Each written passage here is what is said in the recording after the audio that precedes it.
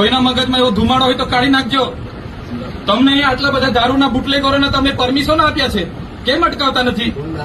નામો આપો. કાળીઓ, ભૂરીઓ, લાલીઓ, ભોલીઓ આપો કે નામો? બંધ કરી દેજો. 10 પેટીના 5 લાખ, 20 પેટીના 10 લાખ હપ્તા તમારા કોણ કોણ લે છે બધી યાદી છે ભાઈ. સમજ પડે છે ને? આટલો બધો તમે અહીંયા ગરીબો મજૂરો પરથી દંડ ઉઘરાવો છો વગર જોઈતો. તો આ ખાડા પડ્યા છે એના પર એફઆઈઆર કરો ને. લાયસન્સ નથી, આરસી નથી, વીમો નથી, એમ કરીને તમે દંડ 4-4 હજારના દંડ ફટકારો છો મજૂરિયાને. ખાડા પડ્યા છે અધિકારી પર ને કોન્ટ્રાક્ટર પર કેમ એફઆઈઆર નથી કરતા ભાઈ? એ તમારા ફરજમાં નથી આવતું.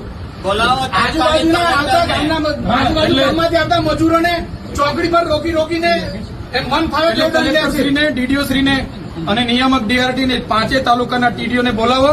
ધારાસભ્ય સમેત બધી પ્રજા આવી છે, અમારે રજૂઆત કરવાની છે. અમારે કોઈ બીજી મગજમારી નથી. હું પોતે એકલો રજૂઆત કરવા વાળો માણસ છું, હું આગેવાન છું. આમના વતી હું રજૂઆત કરીશ, તમે બોલાવો. કઈ રીતના ભાઈ તમે ઓફિસ ખાલી કરીને નાહી જાઓ? કેમ ભાઈ? પોલીસ અધિકારી કાયદો વ્યવસ્થા જાળવે ભાઈ. બરાબર છે, અમે તમારી આ વર્દીનો રિસ્પેક્ટ કરીએ છીએ. એનો મતલબ એવું નથી કે તમારાથી ડરીએ છે. તમે હોય કે અમારા જેવા ચૂંટાયેલા પ્રતિનિધિ હોય, પ્રજાના આપણે નોકર છે. એ બધા ભૂલવું નહીં જોઈએ. સાહેબગીરી બંધ કરી